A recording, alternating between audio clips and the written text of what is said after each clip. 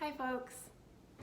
I am working in the studio today and I thought I would show you how to make a wide serving platter that has a little bit of a recess in the middle and a wide rim. So these are really fun for surface decoration, obviously for functionality and use.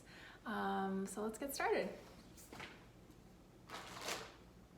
So I'm using about 5.5 pounds of clay. You can certainly do this with any amount of clay that you'd like to use. I would start smaller if you're not used to using larger amounts like this. I like to cone wedge so that I've got a cone shape to put on the wheel. You can see the spirals. And I'm gonna give this a little bit of a roll around here to give the bottom a little bit of that point. So when I go to smack it down, it really seals itself well. So a little bit of water. Because this already is in a cone shape from the spiral wedging, I'm gonna go ahead and have an easier time of bringing that cone up for centering. And then giving it a push back down.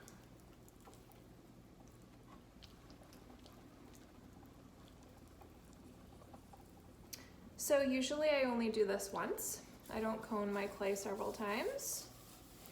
I don't find it necessary for my work. And I'm looking for a wider cylinder when I center this back down. I don't want it to be really much taller than about 1.5 inches. So I'm gonna go ahead and use the heel of my hand, pressing from the center towards the outer edge. And although I'm still applying pressure with the outside hand, which is my left, I'm allowing some give so that clay can grow in diameter and expand.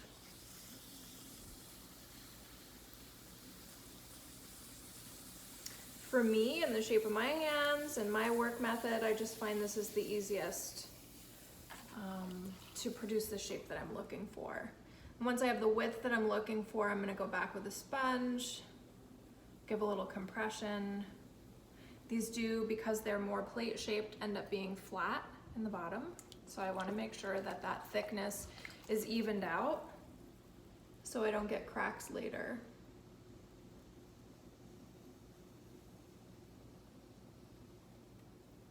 Just go over it with the surface of my sponge a couple times. I'll go back over with the rib tool after I get a little bit more of a significant shape out of this guy.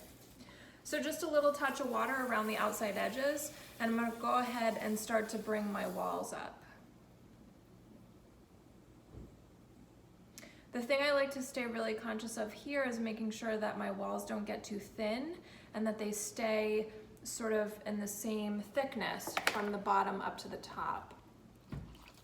So you want to be careful that you don't get the really thin rim that tends to do that floppy wavy thing, because we're going to expand this out so that it almost lays flat. And it has to have the strength to do that, so I leave my walls a little thicker for that purpose.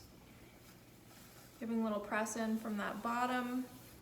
So now I'm going to delineate on the inside the shape that I want my serving platter to have.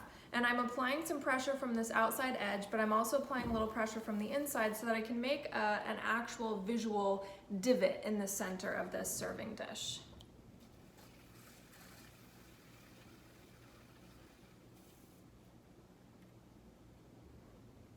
And then I'll continue to draw my walls up a little taller. You can see they're starting to take a slight outward turn, and that's fine because that's the direction we're going anyway. But mostly when I'm bringing that clay up, I want it to come up. I don't want to start that pull out too soon, or the walls are just gonna flop over before I've lifted the clay up. Just a little bit more compression on the inside.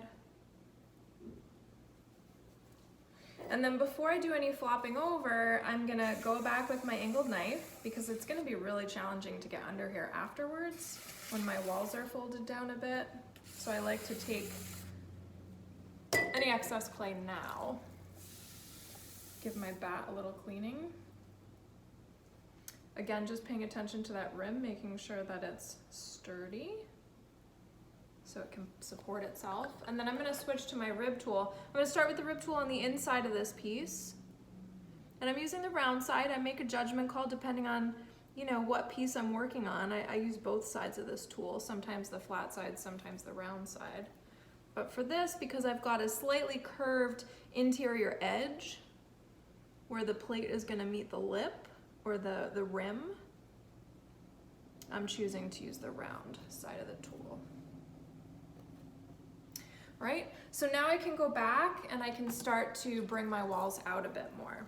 I'm gonna add a touch of water. Mostly the pot's fairly dry now because I've rib tooled, and that helps to get the extra slip off.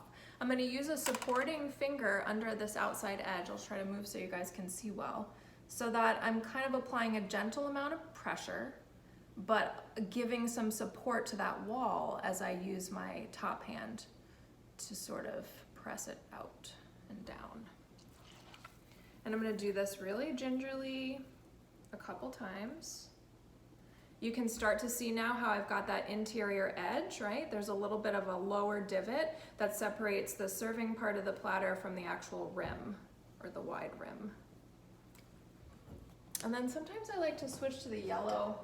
So I love these mud tools because they come in different consistencies. The red is very, very mobile, and the yellow is a bit more stiff. The green is even more stiff. So first I'm gonna go from underneath. I'm gonna take that slip layer off. And I do this for two reasons. Number one, to remove the slip, which is significant buildup. And number two, it helps to dry that and sturdy things, shore things up a little bit more before I go any wider. Right, I'm gonna take the flat side of this rib tool now, and I'm gonna support this, so I rest my left hand, I support from underneath. I'm not really doing much except just a really gentle support, and then I use the rib tool along the top edge.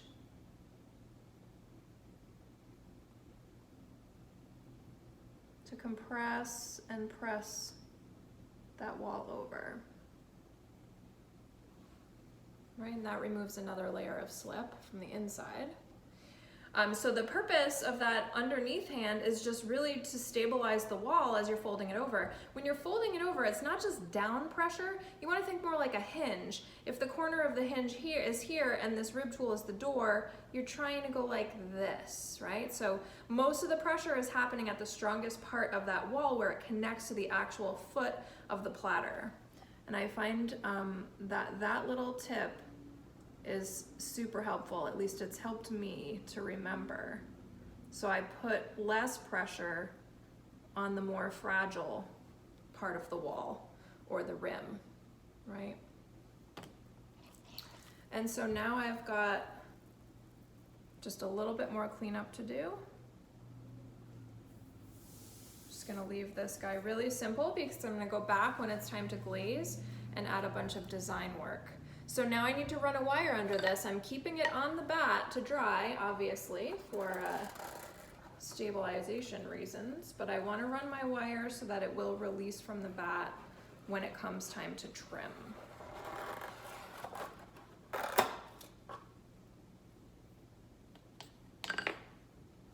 Right, and so this came in, this is about 5 pounds, 5.5 pounds. It came in at about almost 13 inches, 12 3/4 inches, and just about 1.5 inches tall, right? And the interior serving part of the platter is just about 8 inches, right? I'm gonna pry my bat off the wheel carefully.